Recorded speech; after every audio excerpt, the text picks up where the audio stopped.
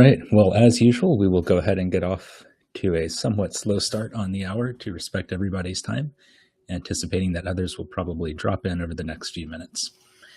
So today we'll be talking about that perennial question, which is what do we need to tell our clients after they become LPRs? So you've represented somebody for a year in a thorny consular processing case where they finally made it through adjustment.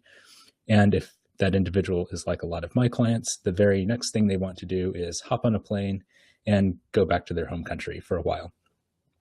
And when they do that, you've got to make sure that you're following the rules, or that person could end up impaired in their ability to naturalize, or even in a situation that threatens their status to return to the US as an LPR.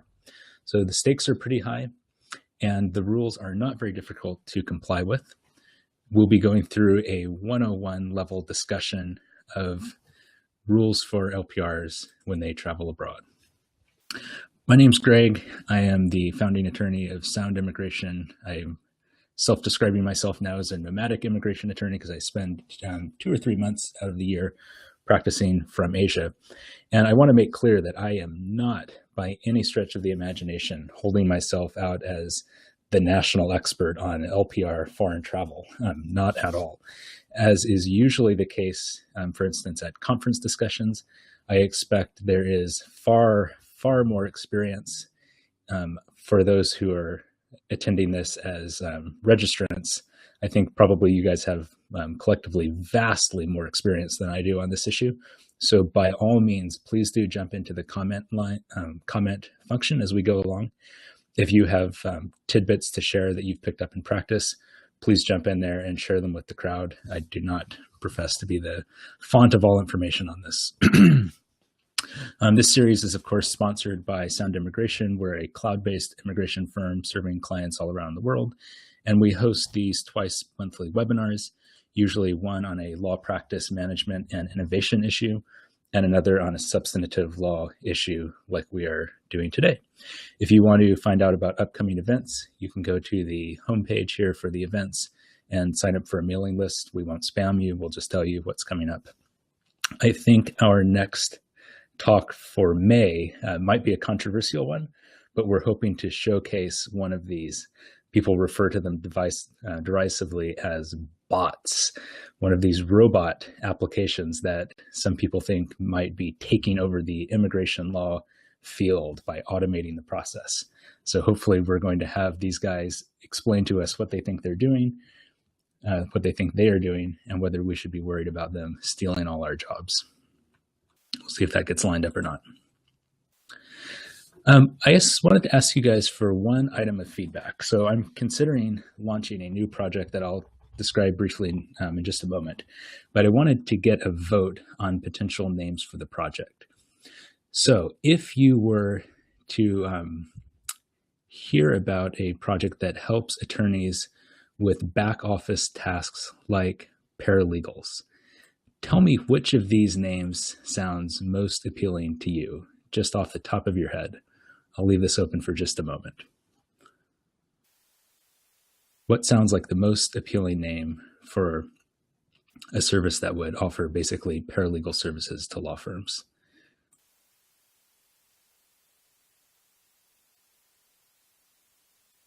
Don't like any of them?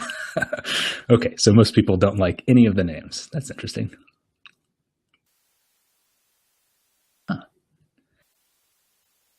Okay, thanks. Well, I won't dwell on this for long, but basically our law firm has been using a secure and very excellent outsourcing facility in India for the past 2.5 years to do our paralegal forms.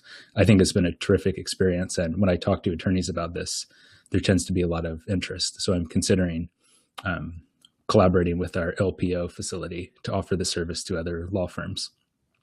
Apparently, though, I need to come up with a different name for the project if it does go forward. So thanks for that input. Okay, so we'll start off by talking about continuity of residence for naturalization purposes. There's a black letter requirement, 3 of them actually, that LPRs maintain continuity of residence before they naturalize. no continuity of residence, no naturalization application. Then we'll talk about the circumstances in which somebody could, in fact, abandon involuntarily their status as an LPR. We'll go over briefly reentry permits, which under some circumstances can, of course, prevent you from abandoning your status through foreign travel, and wrap up with some comments about, bottom line, what ought we to be advising our clients after they become LPRs to avoid the bad stuff at bullet points 1 and 2. It's a bit of a pet peeve of mine that I observe rather commonly in immigration attorneys, but also in other attorneys, and it goes back to law school, that sometimes we're afraid to put our foot down and say with precision what the law is. Oh, well, it depends on this, that, and the other. And I want us to be clear that when it comes to LPR foreign travel, there are important black letter rules that we can articulate and know, and it's not wishy-washy and lacking precision. So we can, in fact, give our clients clear, direct advice about LPR foreign travel and don't need to pretend like it's so subtle a topic. Not sure that point made any sense. Okay, so when it comes to naturalization, or LPR travel generally, it's really important to distinguish between two totally different concepts. One is continuity of residence for naturalization purposes, and the other, which is wholly separate, is abandonment of LPR status. So when it comes to naturalization, there are strict statutory requirements on the extent to which an LPR must maintain continual residence in the U.S. prior to naturalization. Those are black letter rules that have dates attached to them. The individual's subjective intent is totally irrelevant. It's simply a matter of whether the LPR has or has not maintained residence in the United States for the periods of time that are required. And we'll talk about those in a minute. By contrast, loss of LPR status through abandonment does contain some black letter dates, so some timelines for time that can and cannot be spent outside the United States. But there are also factors beyond just the dates, subjective intent being one of them, that can lead to abandonment issues aside from having crossed some line in the sand in terms of date. So we'll go first through the naturalization timeline requirements and then return later to LPR abandonment. Let's start with a not actually hypo, but actually real client of we'll call her Kira. And this is someone I ran across pretty early in my practice when an out-of-state attorney had retained me to appear with this individual at a naturalization interview. So Kira's husband was a USC also, was a USC, excuse me. Kira is an LPR. And Kira's husband worked for the US government. They had lived together at a house in Texas and had done all of the good things that Texans are supposed to, like pay taxes and have a valid driver's license. No question at all that they had been domiciled and living in Texas for, in fact, 13 years, very long time. Then husband takes the job working abroad for the US government and works in Iran for 14 months. After they return from that trip, Kira files an N-400 application with the assistance of this attorney. Can she naturalize? I didn't create a poll, but jump into the comments. Anybody say yes? Who says no? People will be shy about doing that, I suspect. Okay, lots of yeses. No, she can't. She cannot naturalize. And no, the N-470 was not filed. We'll talk about that in a minute. So the answer is just no. She can't, period. There are three different, and I'll talk about why in just a moment. So there are three different ways in which continual residency is required, black letter law required for an N400 application. First, the individual must have maintained continuity of residency, abbreviated here CR, for 5 years prior to filing the N400. It's 3 years if it's a marriage-based case, of course, because the LPR only has to wait 3 years before natsing. Secondly, there must be continuity of residence in the U.S. CIS service district where the individual is planning to apply for 3 months prior to filing.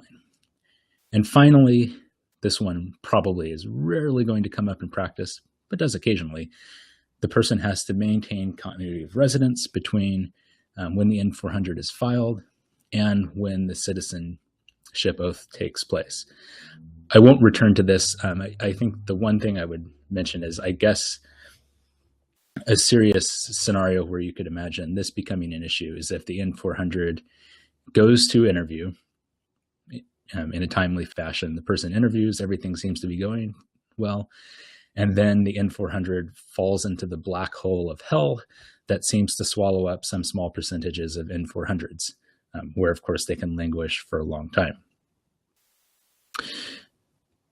In that scenario, the person wouldn't want to move abroad pending that citizenship oath actually taking place. But the one that really trips people up is the first one here, the 5 or 3 years of continuity of residence prior to the N400.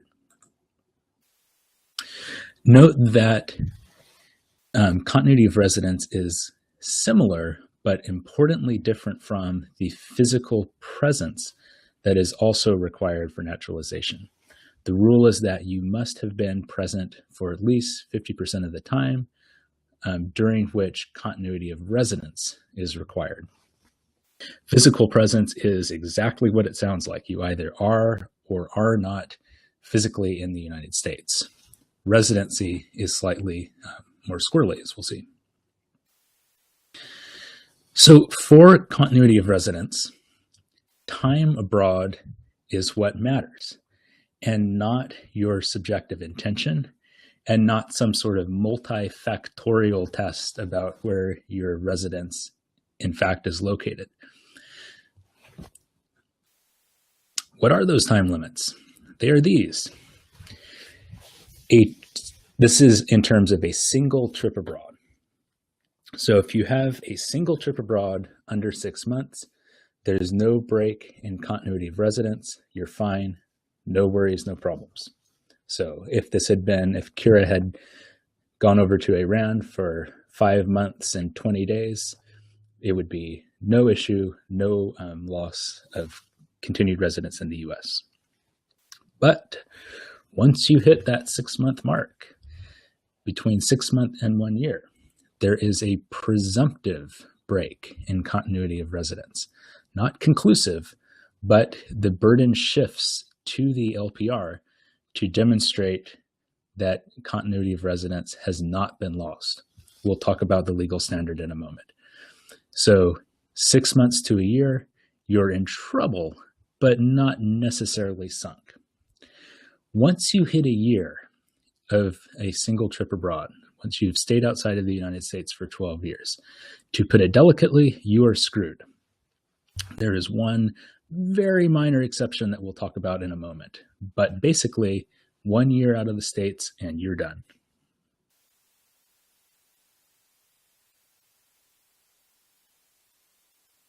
Rebutting the presumption. So let's revisit Kira and say that Kira had been outside of the United States for 7 months instead of 14 months. I will be uploading, in fact, actually it's already live now. We have a landing page for this program, and it's got a, 15-page short article about all of the law that we're covering today. The legal standard for rebutting the presumption of a break in continual residency is just maddeningly circular. So the law basically says, okay, a 6-month trip out of the country breaks continuity of residence, but you can produce evidence that residency wasn't interrupted by showing evidence that residency wasn't interrupted. So it's all just a circular logical spiral in on itself. But leaving the coherency of that aside for a moment, what you have to do is essentially produce evidence showing your continual ties in the United States. So if Kira had a leave of absence from a U.S. employer, you would submit an employment letter from that. If she had that nice house in Texas, maybe one of those fancy Houston mansions, you'd prove that she, in fact, owned the domicile. The abode is how it's referred to in this CFR. And to prove that she actually still had access to it, so not that she wasn't renting it out. Importantly, to show that she did not seek employment abroad, especially as we'll see in the context of abandonment law, employment abroad signals to USCIS that you're changing the place of your long-term residency. And remember, for Kira's fact, she in fact did not have employment abroad. And also, if you have family in the United States, that counts in favor of your continual residency. This is a non-exclusive list, so you would also want to draw on factors that we'll discuss below with regard to abandonment issue.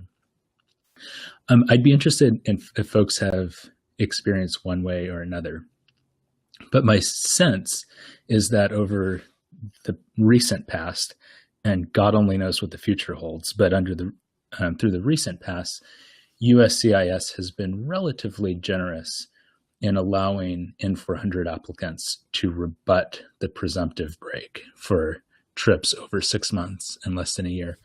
If folks have personal experience on that one way or the other, please jump into the comment lines and correct or affirm that perception.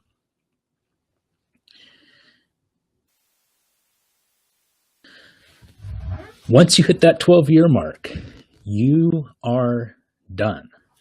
So Kira had hit the 14-month mark, and once you're in that category, it just doesn't matter what other types of ties to the United States you have. You could have 12 houses here. Your husband could have been living here the whole time. You could have 13 kids. It just doesn't matter. The statute is black and white that 12 months on a single trip breaks continuity of residence, period. It's not even an exception, but to prevent this, prior to departing the United States, for a very small sliver of people who are employed by the U.S. government or spouses of the United States government, or employed by or spouses of someone who's employed by a U.S.-owned company, you can, in some situations, file a pre-departure, basically flight plan called the N-470. This is different than a reentry permit for LPRs. So different than a reentry permit. But you absolutely must file this before you leave. When I saw Kira's case come across my desk, and again, I fortunately hadn't been the one to file this. It was a different attorney. But it occurred to me, gosh, maybe you could file an N-470 after the fact and ask for nunc-pro-tunc approval. Of course, in state courts and federal courts, a judge has common law authority to execute an order and give it effect as though it had been executed at a prior date. As best I can tell, there is zero zippo nada legal authority for doing that with the N-470. In the judicial context, authority for nunc-pro-tunc orders comes from a court's common law authority, and that, of course, just doesn't transfer over to the executive agency powers of USCIS, whose authorities are, of course, completely statutory in nature. So I've pulled some other attorneys who are smarter than I am, and nobody that I've spoken to has a way to cure Kira's situation after the fact. So even though she might have qualified for an N-470 if she'd applied properly before departure. Once we're 14 months down the line and she's applying for NATs, she's just out of luck. Again, if somebody else knows otherwise, let me know. So dealing with clients and the issue of continuity of residence is pretty easy from a prophylactic standpoint. From the standpoint of curing problems once they occur, that's a wholly different matter, and you might very well be out of luck. But it's easy enough in your closing letter to an LPR when they achieve status to advise them very clearly on the 3 timeline requirements for continuity of residence. So to help them understand that if they do leave for greater than 6 months, they're very likely, they could end up in a situation where they reset the clock for the naturalization process. They're not permanently barred from natsing. It's just that they reset the clock for continuity of residence. With that being said, trips over 6 months, and as we'll discuss, potentially even under 6 months, could jeopardize their LPR status. And that's what we'll talk about next with regards to abandonment. Before I continue, any questions or pearls of wisdom on NAT's continuity of residence? And I'm responding here to a question from Helen that was sent in a private chat. If employment, does it matter if employment abroad is consulting work in connection with a US-based employment? Yeah, if you meet the requirements, the statutory requirements, you could qualify for an N-470 potentially in that situation.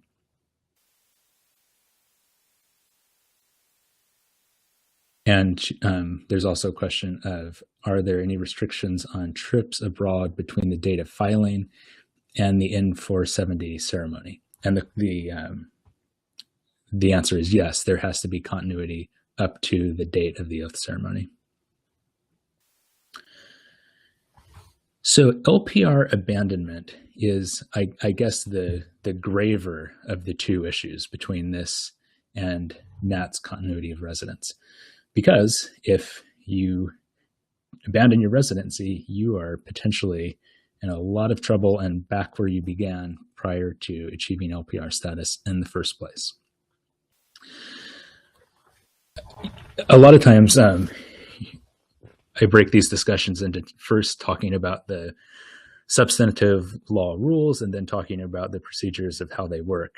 But I thought I would flip it on their head here, because what I want to focus on is how this would come up for somebody. What's the scenario where somebody could run into abandonment issues? And that's usually going to happen at the time they return from a trip abroad and are inspected by CBP. So let's say we've got, we'll use Kira again. Kira is flying back from Iran, lands at SeaTac. I don't know if there are direct flights to SeaTac or not, but let's say she's at SeaTac International, comes up to primary inspection. Under what circumstances is she going to run into issues with CBP having concerns over abandonment? Importantly, unlike issues of continuity of residence, the client's activities abroad absolutely do matter here. There is a total misperception amongst many clients and those who go through LPR processes that there's a 6-month rule, and that if you're under 6 months, you're okay. And maybe if you're under a year, you're also okay. But those are just wrong. CBP cares not just about the time spent abroad, but what it was that an individual was doing abroad. And we'll return to the factors they look at in a moment. This is old law. So this doctrine actually preceded IRA in 1996. It was later codified, not in UNA, in USC. Gosh, sorry for the typo. In USC 101, the definitional section of INA. Normally, when LPRs return to the United States, they are not considered to be making an application for admission. That's a good thing. So you're not screened through all of the many grounds of inadmissibility. The two primary exceptions to that touch on what we're talking about today is if the individual has abandoned or relinquished her LPR status or has been absent out of the United States for a period of 180 days or longer. If either of those are the case, then the individual is treated as an alien applying for an application of admission, applying for admission to the United States. So let's look at the top one. This means that CBP, when an LPR is coming back, is asking itself the question, the CBP officer is asking herself, has this LPR done anything that indicates she has abandoned her LPR status? Well, what would catch CBP's attention? This comes, what I'm saying here comes both from some liaison committee notes that came directly from CBP at Dulles International, and also from the defunct Inspector's Field Manual, which is no longer in circulation, and hopefully we get the current iteration of what it became through FOIA. That litigation is ongoing right now. So these are the main factors. If the individual has become employed abroad, that indicates potential abandonment. If the preponderance of family members, or many family members, some family members, are now located abroad, that raises questions. Has the individual not been paying U.S. taxes, which is, of course, required even if they're living abroad? But if they haven't been paying taxes, that's an issue. Is this not just one, but one of a series of prolonged absences from the United States? This is an interesting one. So let's say the person went through a marriage-based adjustment and has now divorced the petitioning spouse. The inspector's field manual says that that can be a circumstance in which concerns would be raised about fraud in the underlying petition, and consequently could lead to abandonment concerns. A very specific one is if the individual arrives on a charter flight that's full of non-residents, all of whom have return tickets on the same charter flight. So I guess if you fly in with a bunch of, let's pick a country at random, a whole flight of Lebanese folks that are going to be on the ground for a month and then return to Lebanon, that raises concerns with CBP because it looks like this is just a touch and go and maybe your real life is over there. CBP says that at the end of the day, the practical question that the officer is asking herself is, where is this individual, this returning LPR, where is this individual actually living? So I guess just in the most common sense way, we can just ask ourselves, as we understand what it is to live in one place versus another. Lots of us travel ourselves or have clients that travel a lot. We can think, pretty commonsensically about what does it mean to be living in one place and not the other. And if a client is starting to spend time abroad and engage in activities abroad that make it look like that's where her major life activities are, that's a thorny issue that makes CBP sua sponte raise abandonment as a concern.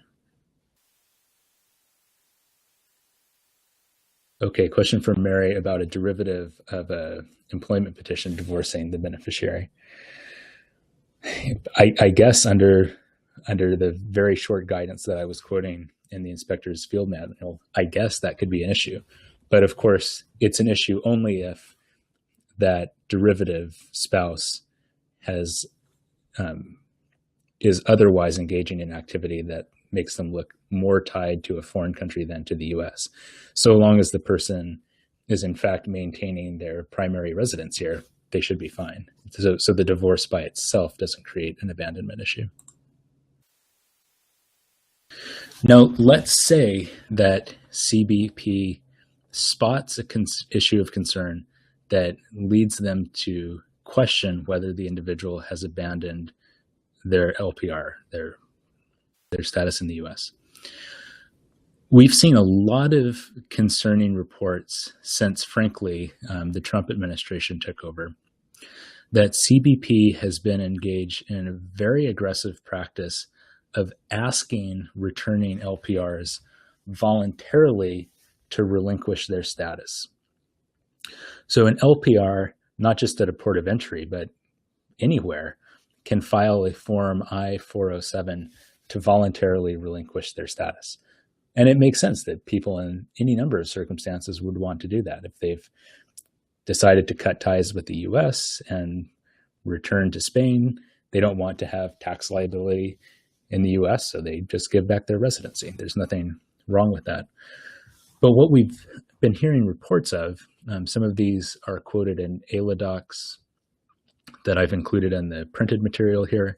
They've also been reported just in the lay media, is that, especially at the southern border, we've seen CBP asking arriving LPRs to sign away their residency and just give it up.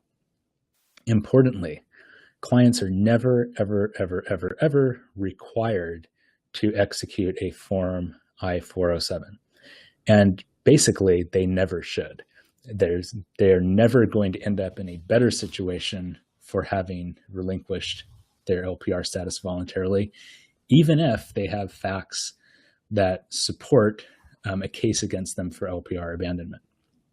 So let's say we have Cura. Let's say that CBP has a pretty plausible claim that Cura has set up life in Iran and abandoned her LPR status. There's no benefit to Cura to just signing the I-407 and hopping on the next return flight to Tehran. Instead, she should refuse to sign the I-407 regardless of how hard the CBP officer pushes her, because then what's going to happen is she'll be paroled into the U.S. and served with an NTA and placed into removal proceedings. Yep. So the next step, if CBP wants to press its abandonment case against Cura, is that it has to serve her with an NTA and prove up its case in court. And the standard for this is actually pretty friendly to the respondent. Who knew that there were friendly standards in removal proceedings? But I guess this is one of them.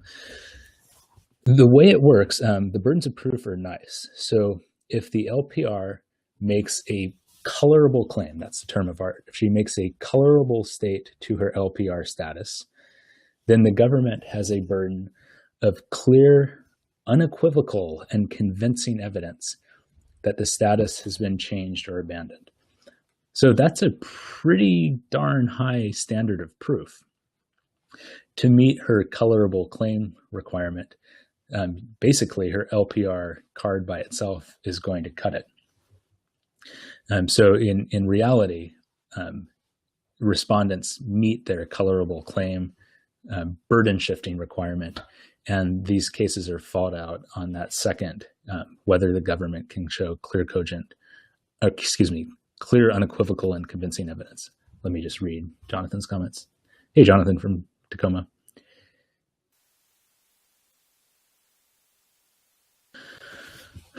Well, okay, so could CBP detain a returning LPR? I mean, CBP asserts vast authority to detain arriving foreign nationals.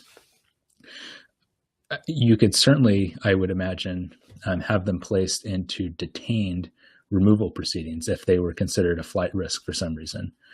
So I could certainly imagine, I mean, CBP here in Seattle uses Northwest Detention Center for its detention facility anyway. But I could certainly see a situation where if CBP thought the person was a flight risk, they'd be put into detained proceedings at Northwest Detention Center, and they'd have to bond out there. But in the cases that I've seen, the individual is paroled in.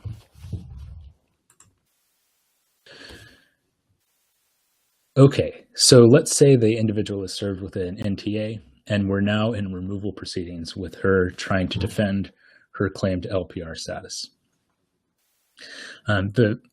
This is my attempt to distill the case law and the legal standard on this issue. Probably we could bicker about whether I've done so correctly or not, but this is, as a thumbnail sketch, this is the standard.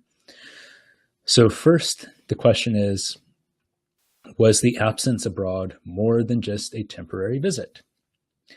And if it was not just a temporary visit, was there a continuous, uninterrupted intention to return to the United States? I don't know, the last thing is a typo there. Return to the United States. Mm-hmm. Now, despite use of the term intention here, this is not simply a matter of subjective intent. And what I mean by that is that the courts are very clear that they are not just in the business of divining intent from the testimony of the foreign national. So you're certainly not going to be able to prove up your case by even convincing testimony by the LPR of, no, I really did mean to come back to the States after 5 years and having sold my house in the States. I really did intend to come back and be in an LPR. The cases are very clear that you must also have evidence of that intent in terms of what course of action the individual actually took. You have to be able to prove to actions she took that demonstrates the intention to return to the United States as an LPR. Primary factors would be family ties in the United States, property holdings in the United States, and business affiliations. So those firm, core ties to the U.S., same ones that would be used to prove domicile, for example, for purposes of I-864 sponsorship.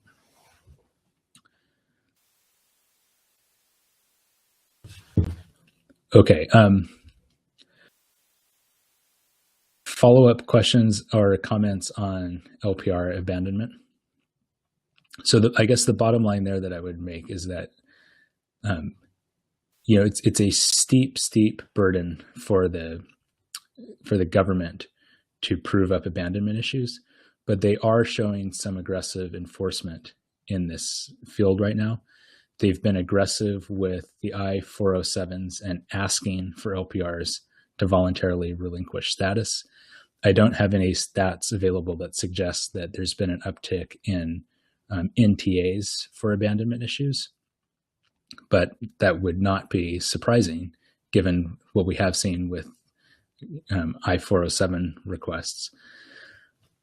The individual does have a pretty good shot at prevailing in a removal proceeding if it was initiated against her. But do you want to end up in that situation in the first place? If you don't, then avoiding those situations where you take action that appears inconsistent with U.S. residency would be strongly advised. And usually the way I summarize those to my clients is talk to me before you accept a job or buy property / rent property abroad. Reentry permits are a nice silver lining to mitigate the risk of that somewhat vague law on LPR abandonment.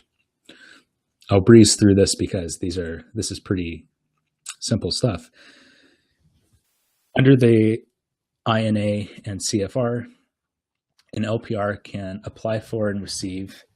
It would suck if you could just apply for it but couldn't receive it, right? Can receive a travel permit authorizing a period of up to 2 years outside of the United States.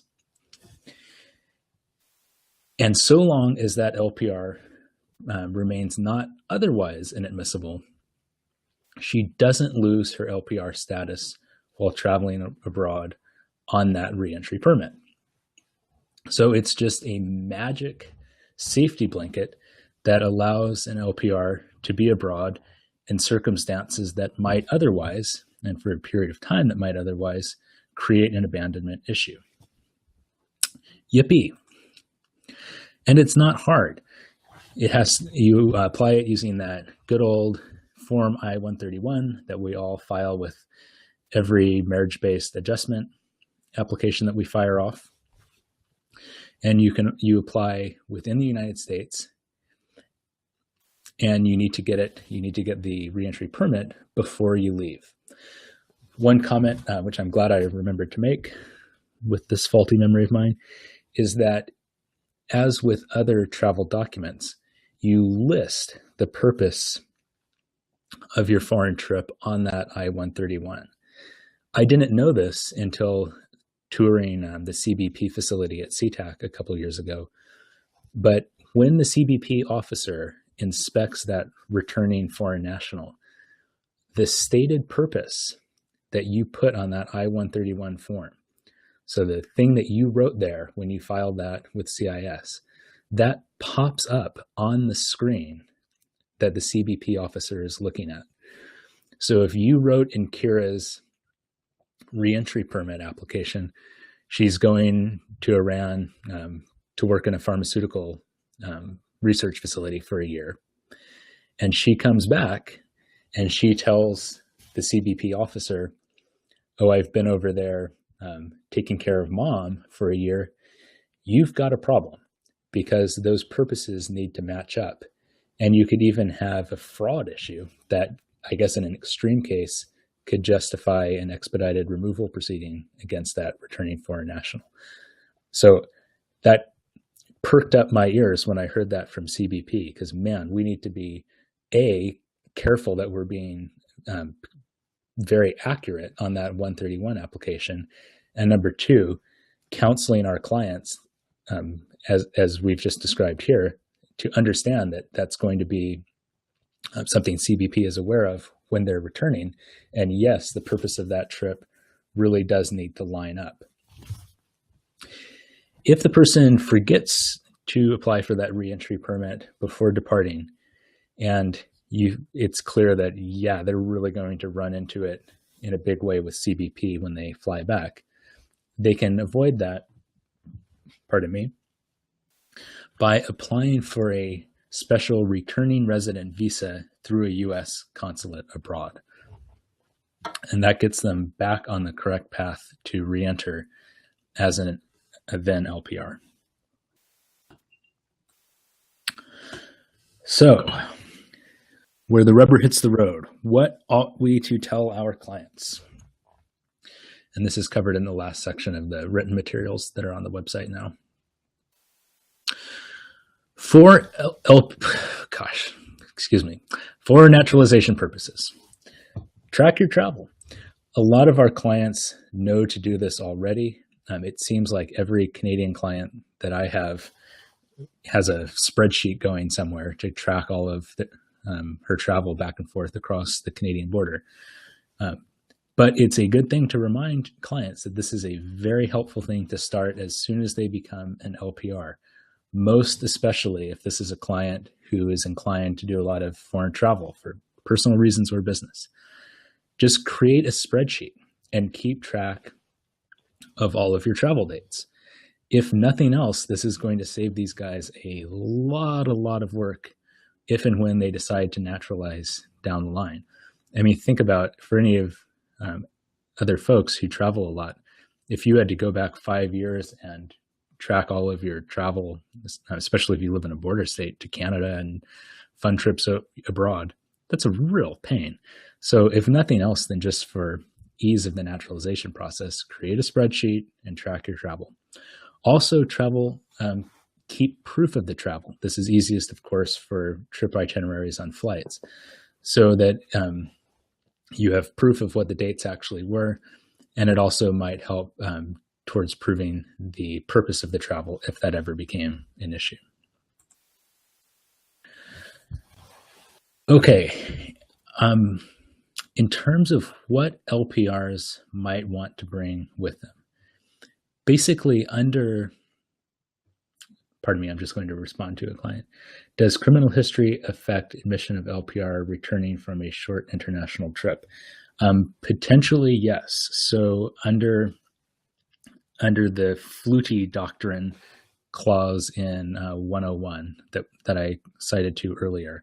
Certain criminal conduct can convert an LPR who's applying for admission, convert them into somebody who is seeking admission versus an LPR who is not seeking admission. If that were the case, then the grounds of inadmissibility apply against that individual. And if the foreign criminal conduct was an inadmissible crime, you've got an issue and the person would not be admissible. Now, of course, how does CBP know about that? That's a different issue, but purely as a matter of law, some criminal conduct would render that LPR into somebody who's seeking admission and render them inadmissible. And likewise, conduct whether that conduct is abroad or in the United States, it could render them inadmissible. Okay, so documentation. For short trips abroad, I think it's probably pretty safe not to bring any of this, but AILA's issued guidance that makes it appear that this might not be such a bad idea for anyone. You could probably tell your clients, look, if you're just heading abroad for a few weeks or even a couple months, the chances of you ever needing this are extremely small. But if clients are worried, and a lot of my clients are worried now, and justifiably, this is a measure they can take to provide some extra security when they return to the US in case the question of their residence comes up. So what would you bring with you? Documents that show, remember that core CBP question is, where are you actually living? So bring the sort of stuff that shows that you are still actually living in the US.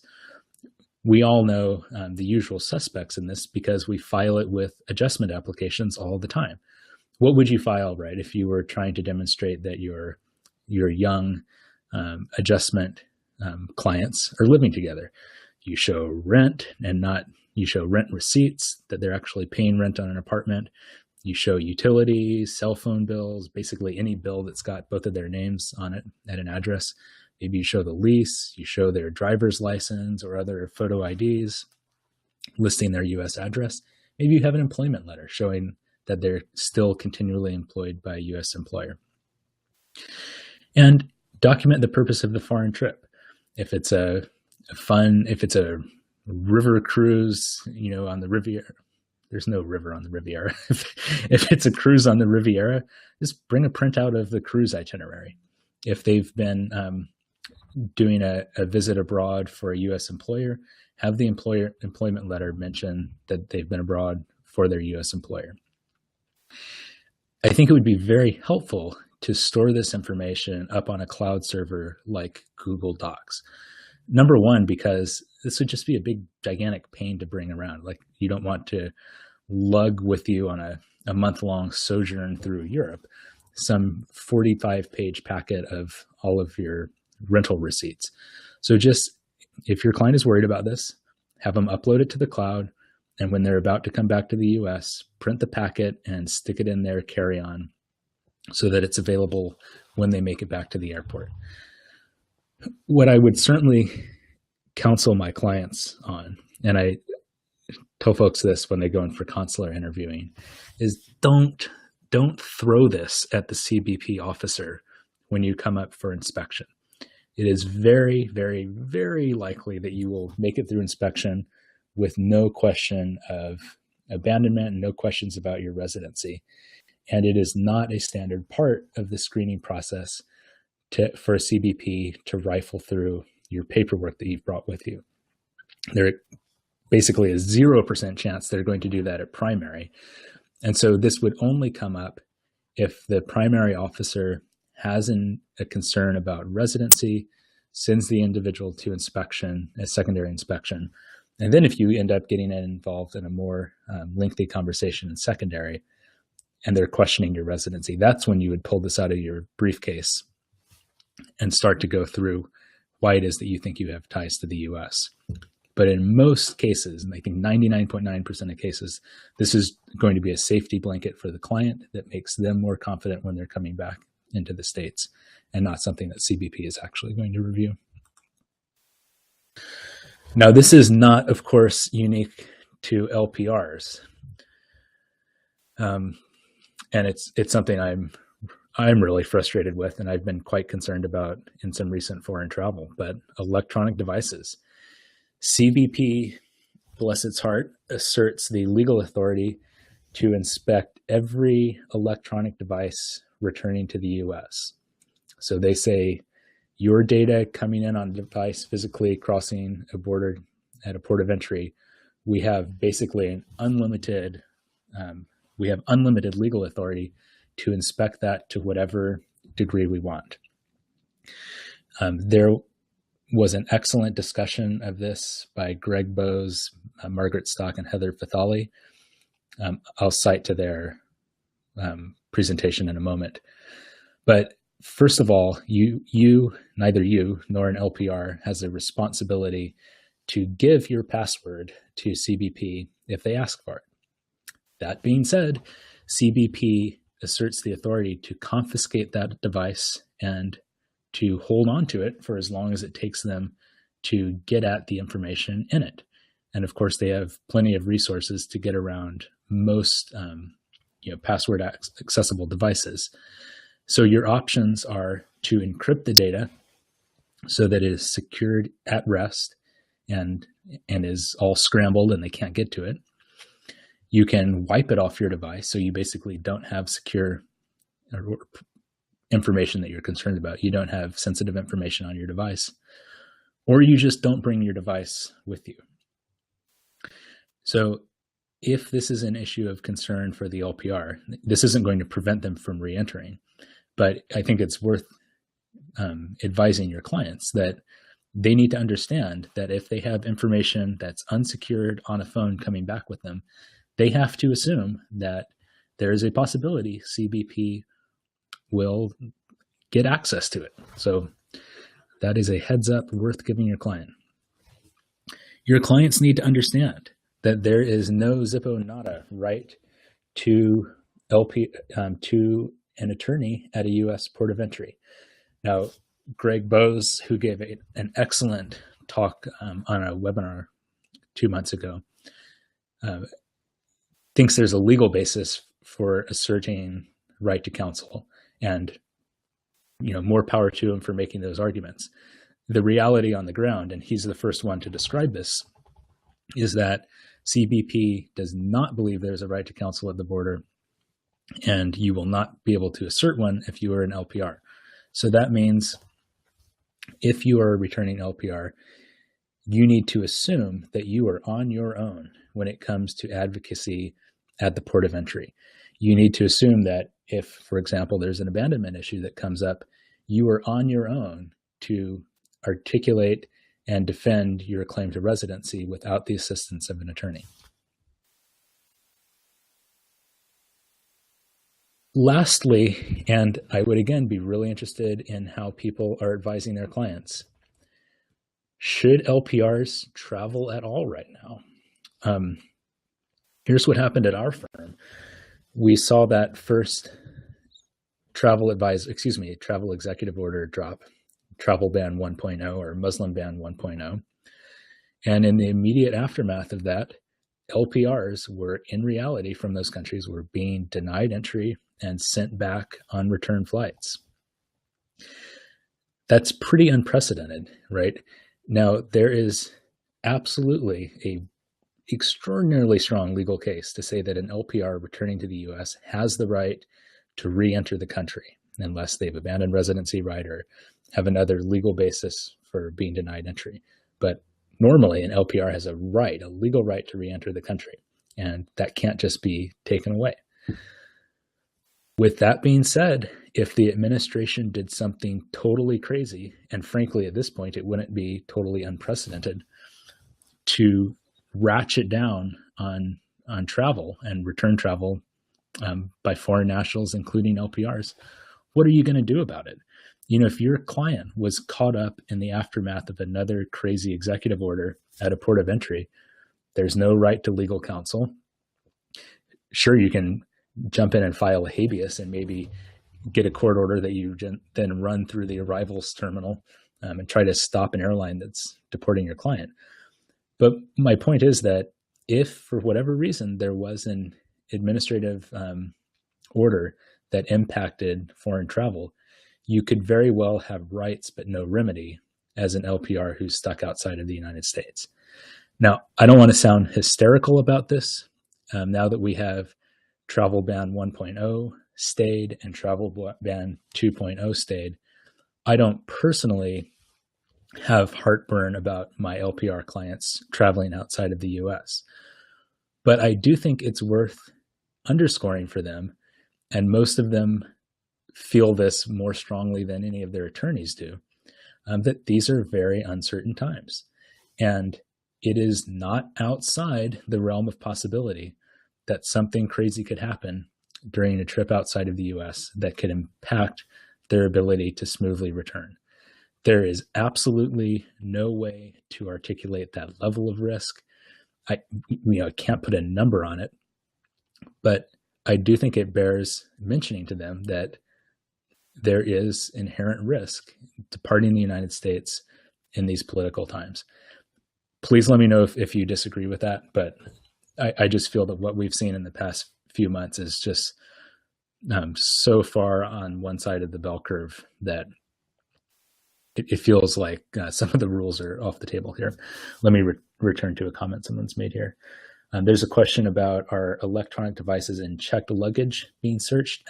Answer, absolutely. Yes, you have to assume that any device re-entering the United States by mail, by post, or in checked luggage is also subject to search.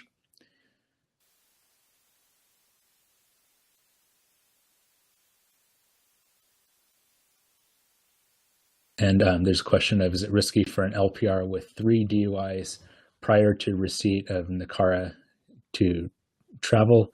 I would want to look specifically at the provision in the returning LPR section of the INA, and it's included in the article.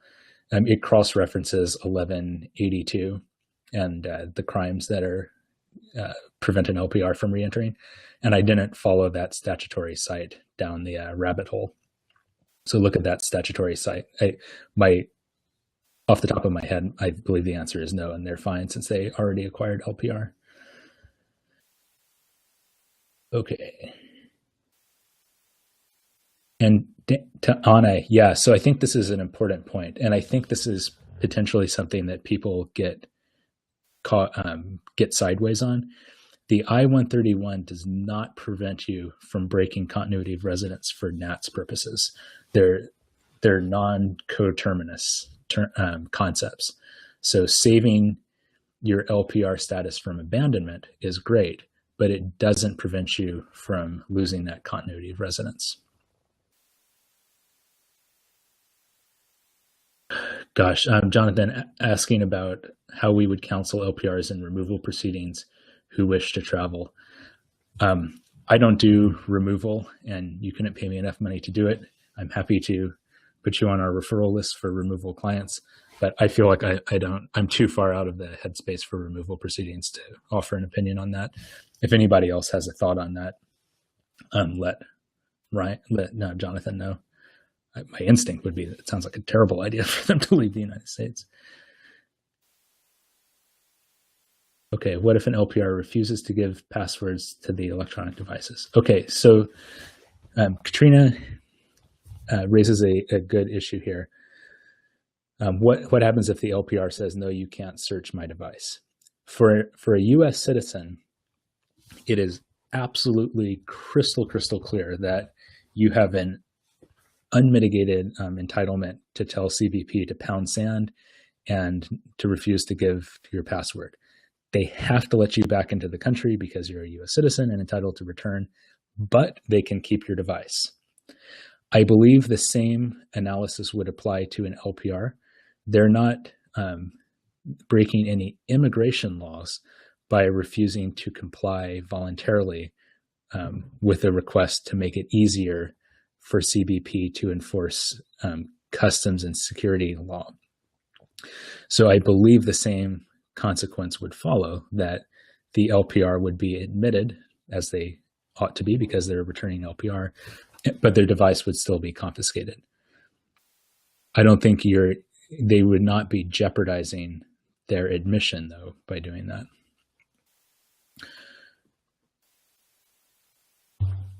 Are there any other pointers that folks have been giving their LPRs on these topics? I'm thrilled if there aren't other thorny issues that I might have overlooked. But jump in if anybody has any closing thoughts. Well, those, if any, are trickling in. I just want to invite folks to please let me know if you have concepts for additional trainings we should be doing. We host these once every month on substantive issues. As much as possible, I try not to be the one speaking because, frankly, I by no means consider myself to be best situated on most of these topics. So if you have a topic, and especially if you have a topic that you would be willing to share your experience on, I would love to help you make it happen.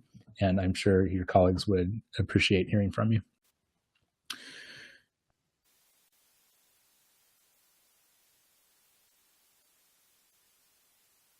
Okay, so I'm going to go ahead and wrap it up. Jennifer, I'll respond to that question offline. We've hit the 11 o'clock hour. Thanks everybody very much for your time and attention here. And please let me know if you have ideas for upcoming programs.